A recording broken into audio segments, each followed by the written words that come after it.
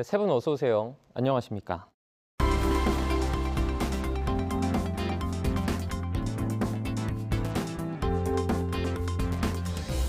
뉴스 리뷰 Y 시작해봅니다. 먼저 반유미 시청자 평가원이 가져오신 오늘의 주제부터 들어봅니다.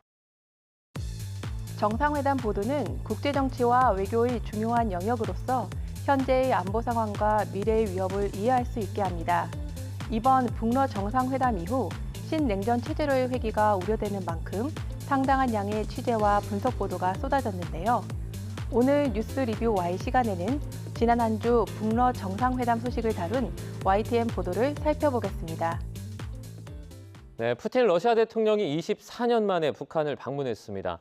북러 정상회담 관련 소식을 저희 YTN이 밀착 취재했는데요. 박상님, 이 부분 어떻게 보셨습니까? 휴전선을 사이에 두고 가장 가깝고도 먼 북한과 대치하고 있는 우리에게 북한의 동향은 늘 중요한 이슈입니다. 언론은 북한 관련 이슈에 대해 늘 민감하게 환경 감시의 기능을 수행해야 하고요. 주목한 이슈가 국제 정세와 내부 사정을 종합해 볼 때 어떤 의미를 갖고 있는지 해설하고 조정해야 합니다. YTN은 북한과 러시아의 정상회담을 현재 한반도에서 가장 중요한 의제로 설정하고 전개 상황에 대한 정보 전달을 다양한 방식으로 수행한 것으로 보이는데요. 관련 보도가 본격적으로 시작된 것은 6월 12일 윤석열 대통령이 중앙아시아 3개국 방문 기간, 이 기간 동안에 현지에서 대통령실 고위 관계자가 언급한 그때부터입니다. 6월 13일 대통령실 푸틴 며칠 내 북한 방문, 북 행사 준비 정황에서는 다수의 외신을 참조해서 북한이 푸틴 맞이 준비에 들어간 정황을 포착해서 보도하였습니다. 6월 16일 북 이딴 도발 뒤 갑자기 정중동, 북러 회담 집중하나. 이 보도에서는 북한의 변화 정황에 집중하고 있는데요. 북한과 러시아에서는 아직 공식적으로 푸틴 방북 사실을 발표하지 않았던 때이고요.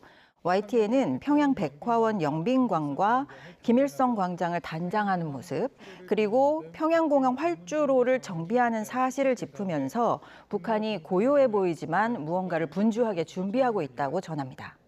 네, 이제 북러 정상회담을 사전 예고했다 이렇게 볼 수도 있을 것 같은데요. 이후에 북러 정상회담 진행 상황을 시간 순으로 좀 전해봤는데요. 그 내용도 좀 알아보도록 하겠습니다. 예, 좀 보도를 살펴보다가 특히 눈에 띈 앵커 리포트가 몇 가지 있는데요. 푸틴 북국빈 방문에 동행하는 주요 수행단은에서는 푸틴 러시아 대통령의 북한 국빈 방문에 동행한 러시아의 주요 인사들에 대해서 소개해 주었는데요. 국방과 우주, 에너지, 철도공사 등등 다양한 분야를 총망라하는 러시아 인사들과 그들이 수행단에 포함된 이유를 분석해 주었습니다. 한때 유사시 군사 개입 조약, 그간 북러 관계는 에서는 북한과 러시아가 그간 어떤 관계였는지 양국 관계의 역사를 시간 순으로 정리해 주었고요. 이번 회담에서 특히 주목해야 할 의제에 대해서도 짚어주었습니다. 북러 정상회담을 앞둔 시점에 어떠한 일정을 무엇에 초점을 두고 지켜봐야 하는지 한눈에 파악할 수 있도록 요약하고 정리해준 정보성 높은 리포트였습니다. 이어서 북러 정상회담 개최가 공식적으로 알려진 뒤 주요 일정과 핵심 의제를 상세하게 알렸는데요. 회담에 관한 기본 정보를 제공해 이번 북러 정상회담의 의미와 영향을 예상해 볼 수 있었습니다.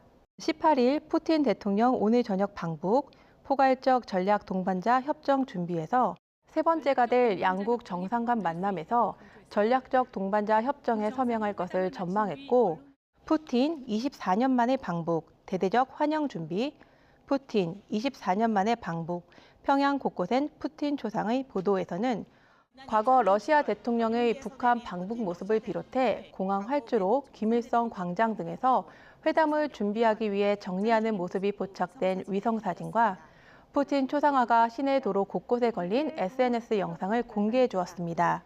푸틴 대통령 평양 도착, 오늘 북러 정상회담에서는 자정을 넘어 도착한 푸틴 대통령의 모습과 북한 측 의전 모습을 전하며 두 정상의 밀착 행보를 확인하게 했습니다. 이어 김정은, 나홀로 영접, 오늘 오후 정상회담 보도에서 기자는 주요 장면을 해설해 시청자에게는 북러 정상회담 현장을 보다 현실감 있고 깊이 있게 이해할 수 있게 도왔습니다.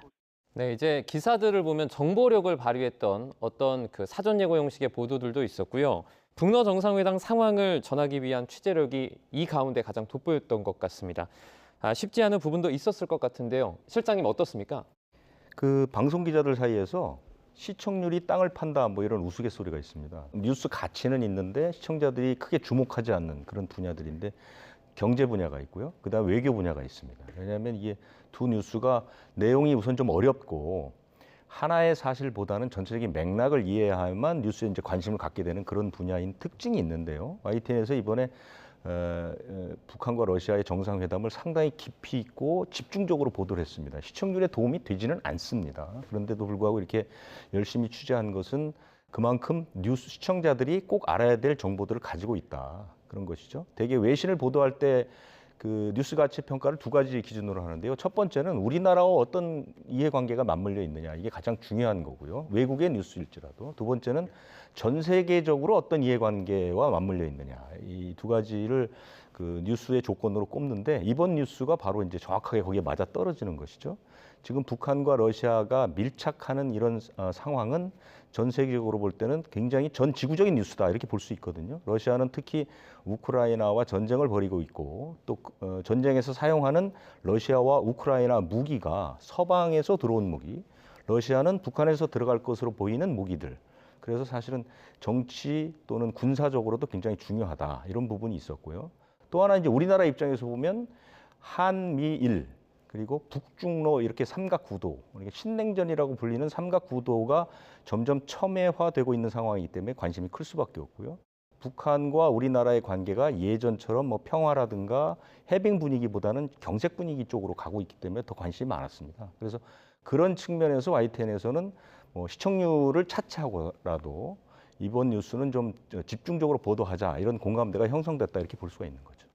이번 주제도 또 역시 전문가의 깊이 있는 어떤 밀도 높은 해설이 필요한 그런 영역의 주제인 것 같은데요. 전문가들이 출연한 대담 역시 매우 많았습니다. 대담 부분은 좀 어땠습니까? 이번 북러 정상회담은 짧은 일정 동안 진행됐음에도 불구하고 회담을 전후로 약 15차례에 걸친 전문가 대담이 이루어졌는데요. 정보의 깊이를 더하고 정책 메시지까지 잘 전달해 주었습니다. 지각 방북 푸틴, 오늘 북러 밀착 과시할까에서는 전 주 러시아 대사가 출연해 방북 당시 장면을 비롯한 이번 방북의 의미를 해설해 주었습니다. 보도를 통해 많이 언급됐던 유사시 군사 개입 가능성 및 포괄적 전략 동반자 협정 체결과 회담 목적을 비롯해 양측의 기대를 다양하게 분석하고 국내 정치적 외교적 노력을 당부하는 메시지도 전달해 주었습니다. 예, 저도 공감하는데요. 이번 북러 정상회담 관련 YTN 보도에서 가장 유익했던 것은 전문가 대담을 활용한 심층 해설이었습니다. 이번에 특히 다양한 전문가와 함께 폭넓은 시각에서 북러 정상회담 진행 과정을 잘 전달해 주었습니다. 시청자의 시각으로 앵커가 질문하고 전문가가 심층 해설한 점이 더욱 이해를 도왔습니다. 몇 가지만 꼽아서 말씀을 드리면요. 24년 만에 방북에 나서는 푸틴, 북러 군사동맹 복원하나에서는 김대영 한국국가전략연구원 연구위원이 출연해서 24년 만에 러시아 정상의 방북이 성사된 계기와 그 의미에 대해서 짚었습니다. 푸틴 24년 만에 방북 지각, 북러 군사협력 강화 주목에는 김열수 한국군사문제연구원 안보전략실장이 출연했는데요. 정상회담이 진행되는 시각에 동시에 진행된 그 대담이었는데요. 이 대담에서는 푸틴 러시아 대통령이 북한에 도착한 다음부터 정상회담 종료에 이르기까지 전 과정을 정리하고 해설하였습니다. 회담이 끝난 후에는 북러, 유사시 군사 개입 우려, 격상된 북러 관계, 대담이 있었는데요. 여기에는 봉영식 연세대 통일연구원 전문연구위원이 출연해서 이번 회담의 의미를 정리했습니다. 포괄적인 전략적 동반자 협정을 두고 양국 간 입장차가 있음을 짚어주었는데요. 우리 대한민국의 입장에서 가장 우려할 수 있는 부분에 대해서 가장 명쾌하게 해설해준 대담이었다고 봅니다. 푸틴 짧고 숨가팠던 방북, 북러 정상이 남긴 것은 제목의 대담 역시 회담이 끝난 후 진행되었는데요. 여기는 이물출 경남대 극동문제연구소 교수가 출연합니다. 북러 관계가 더욱 견고해진 만큼 러시아 우크라이나 전쟁 및 냉전 장기화와 같은 국제 정세 속에서 북러 간 협약의 실효성을 전망해 주었습니다. 북러 공개한 내용의 다른 비밀 협약 있을까에서는 박원권 이화여대 교수가 출연했는데요. 회담의 배경과 의제를 다시 짚고 고조된 긴장을 경계하며 우리 정부의 대러 제재 참가 및 우크라이나 지원과 같은 대응을 시사하기도 했습니다. 북러 밀착의 한미일 안보 협력 강화, 한반도 정세는에서는 김용현 동국대 북한학과 교수가 출연해 우리나라와 북한의 대러 협력 수준을 비교합니다. 한반도 유사시 러시아 군사 개입 가능성을 짚어 이번 회담이 우리나라에 미치는 영향을 구체적으로 알도록 하고 우리 정부와 러시아의 후속 대응, 한미일 연합훈련 및 루즈벨트호 입항이 가지는 의미를 추가로 알려 이번 회담 이후 변화된 국제 정세에 관심을 이어갈 수 있게 했습니다. 저는 이번 북러 정상회담에 대한 YTN 전문가 대담에서 가장 돋보였던 점이 전문가 패널의 다양성이라고 봤습니다. 정상회담과 외교 문제에는 행위, 단어 하나에도 이 의미를 부여하면서 전문가별로 또 시각별로 입장이 다른데요. 이번 북러 정상회담에서도 전문가들의 시각이 엇갈렸습니다. YTN 관련 대담에는 북한학자, 극동문제연구자, 통일정책연구자, 또 군사문제연구자, 전 러시아 대사까지 다양한 분야의 전문가가 출연해서 각자의 관점에서 사안을 심층 해설하였습니다. 시청자 입장에서는 각 패널 사이의 공통점과 차이점을 비교해 볼 수도 있었고요. 또 그 과정을 통해서 폭넓은 시각에서 사안에 대해서 이해할 수 있게 되었습니다. 다만 각기 다른 관점의 해설을 좀 띄엄띄엄 접하다 보면 사안에 대한 이해가 오히려 더 어려울 수 있게 되는데요. YTN 유튜브 채널의 에디터 픽처럼 YTN 홈페이지에서도 관련된 해설과 보도를 모아볼 수 있으면 사안을 이해하는 데 좀 더 도움이 될 것 같습니다. 한 가지 말씀을 덧붙이고 싶은데요. 전문가별 해석에 차이가 있을 수 있으므로 전문가 단독 인터뷰보다는 통일부 혹은 국제부 기자가 함께 배석해 취재 정보를 토대로 한 사실관계 확인이나 대담자의 분석을 재정리해 전달해 준다면 시청자의 이해를 높이는 데 도움이 될 것 같습니다. 전문가 출연을 이렇게 긍정적으로 평가받기는 거의 처음이 아닌가 싶습니다. 제작진의 어떤 노력의 그 결과물이 아닐까 싶은데요. 실장님 어떻게 보셨습니까? 조금 전에 취재 기자들이 한번 배석을 했으면 좋겠다 이 말씀이 사실 저는 좀 아프게 들립니다. 왜냐하면 특히 이 외교 사안이나 이런 그 외신의 중요한 뉴스들은 기자들로서는 사실 정보에 굉장히 목말라 있는 상태입니다. 그만큼 정보를 취득하기가 매우 어렵고 북한과 러시아 같이 공산주의 국가는 공개되는 정보가 많지는 않습니다. 그래서 우리가 사실 추측의 영역이 많기 때문에 굉장히 어렵고요. 그래서 프레스 프렌들리라고 그래서 우리나 일본, 미국 같은 나라들은 이런 큰 사안이 있을 때 기자들에게 여러 차례 반복해서 브리핑을 해줍니다. 정보를 제공해 주는데요. 중국이나 러시아, 북한 같은 나라들은 이런 게 아예 없거든요. 그냥 정상회담이 있었다라고 끝나버립니다. 그렇기 때문에 정보를 더 구하기가 어렵죠.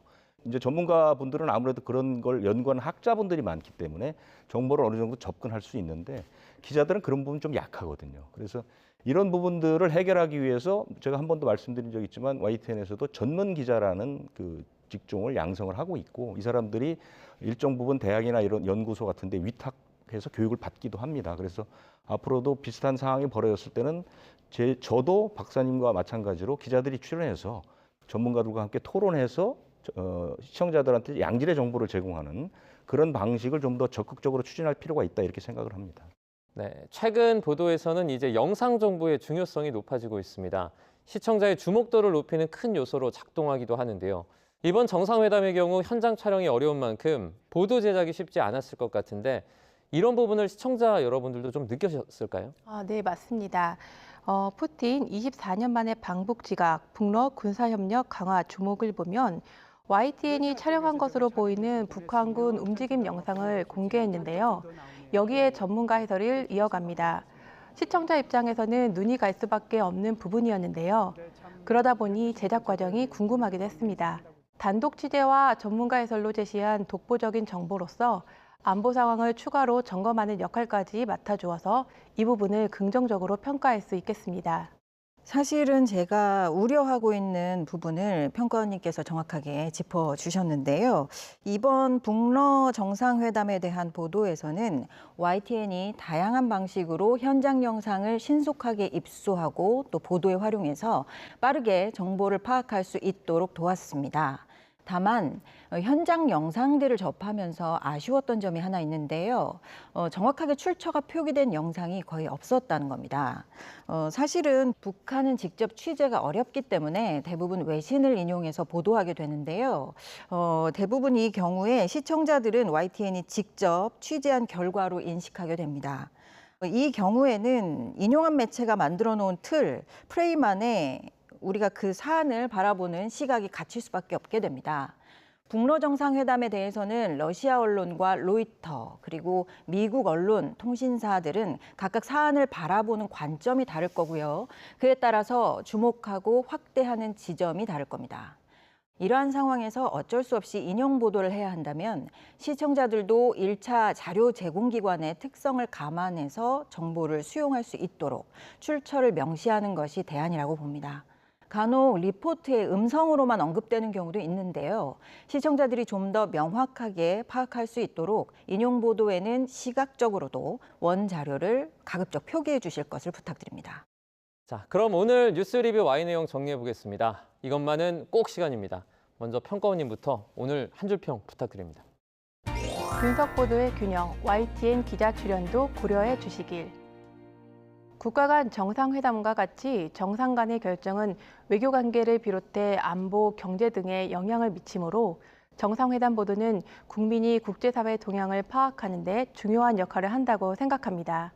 다만 대담에서 외부 전문가 구성 비중 못지않게 YTN 국제부 통일부 기자도 함께 출연한다면 분석 보도의 균형을 맞추고 시청자가 정보를 습득하는 데도 도움이 되는 방안이 될 것 같습니다. 긴박한 외교 현장에서 쌓은 기자의 정보력과 노하우가 YTN 내부 전문가로서 역할해 주실 것을 기대하겠습니다. 네, 이제 전문 기자 육성의 필요성을 바로 직접적으로 좀 느끼는 것 같습니다. 자, 이번엔 김은정 박사님 한 줄 평 부탁드리겠습니다. 흩어진 사실을 모아 다각도로 해설하고 논평해야. 정상회담과 같은 큰 행사를 보도할 때 그 이벤트 자체에 집중하게 되는 함정에 빠지기 쉬운데요. 그러다 보면 흥미 위주로 속보 경쟁을 하게 되고요. 그 맥락과 의미는 놓치게 됩니다. 이번 북러 정상회담과 같은 의제는 국제 정세, 또 국내 상황, 외교 안보의 종합적 맥락 안에서 흩어진 정보들을 연결하고 그 관계를 파악해야 제대로 이해할 수가 있습니다. 그리고 그 어려운 일이 바로 언론이 담당해야 하는 해석과 상관 조정의 기능입니다. 검증할 사유도 없이 정보 생산과 유통이 빨라지는 미디어 환경 속에서 기성 언론이 그 가치를 증명할 수 있는 좋은 방법이기도 하고요. YTN이 심층적으로 해설하고 논평하면서 보도 전문 채널로서의 앞으로의 가치를 스스로 증명하길 진심으로 응원합니다. 네, 알겠습니다. 오늘 뉴스 리뷰 Y 순서는 여기서 마치도록 하겠습니다. 세 분 오늘 말씀 잘 들었습니다. 고맙습니다.